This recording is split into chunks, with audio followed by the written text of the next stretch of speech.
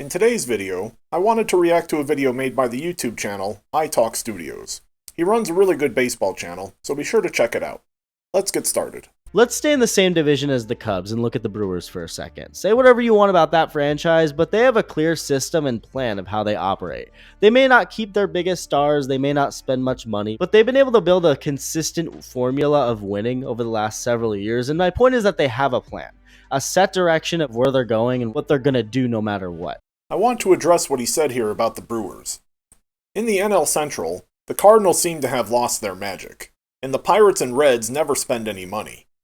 The Brewers' only real competition over these past several years could and should have been the Cubs, if the Cubs ran their team correctly.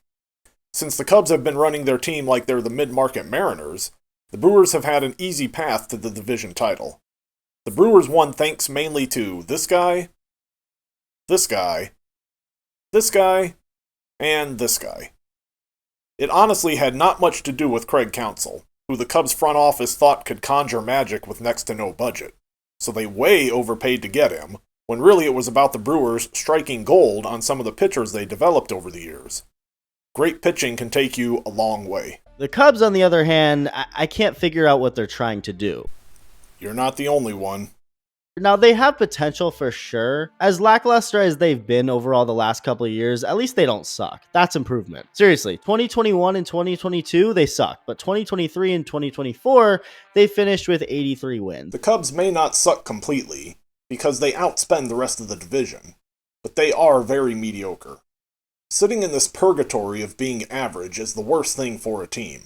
Either build a real winner, or tear the whole thing down and start over. Going through the motions like they've been doing for several years is ridiculous. And with the Kyle Tucker trade, that's another message. He's a great player and perfect for what the Cubs need and have needed for a while. They have a pretty decent team. They have a lot of good players, but they don't have that superstar that stands out, that guy who can be the face of the Cubs, which is exactly what Tucker can be. But Tucker also has just 1 year left before free agency. So I wonder what the Cubs' plan is moving forward, their end goal here with Tucker. Do they want to just end up like the Yankees after trading for Juan Soto? Are they okay with ending up like that? I'm on record as being a fan of Tucker, and happy that the Cubs got him. It's a step in the right direction, but not nearly enough. I'm also on record as saying that they should not make that trade unless they plan on keeping him around. I'd say the chances of the Cubs keeping Tucker long-term are around 2%, and I'm being generous. I do like their pitching a lot. Obviously, you can never have enough pitching, but the rotation was pretty strong last year, and the bullpen had some strong pieces. They still should add an arm or two, and there's been rumors that they're looking to, which is good. The Cubs' pitching is okay, but not nearly good enough to compete with the likes of the Dodgers, Phillies, Yankees, Red Sox, and now Mets. I've been on record repeatedly saying they absolutely need to add a true ace to the rotation and knock every other guy down a slot. And their bullpen is a constant rotating retinue of reclamation projects that Jed is trying to strike gold with on the cheap. So far, it looks like 2025 will be no different. If they were serious about fixing their bullpen, they'd go out and sign Jeff Hoffman right now. Here is my honest take on what the Cubs have been doing.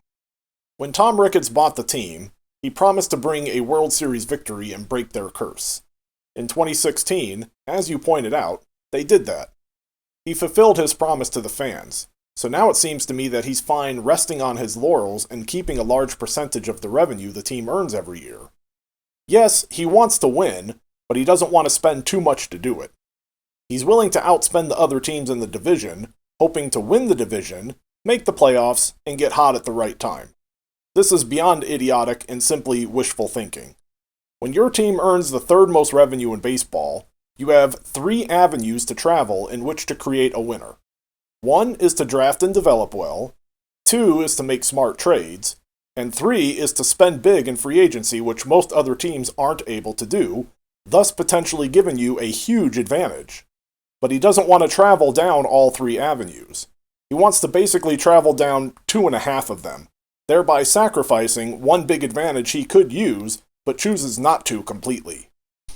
If a team is able to draft and develop the majority of their roster into a World Series level team, that's great, but the odds of that happening are very, very slim.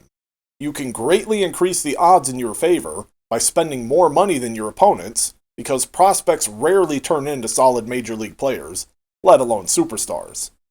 Giving up one of your distinct advantages because you want to be cheap means you are not serious about winning anymore. It means you're hoping to simply luck into winning one day, and as a diehard fan, this really angers me.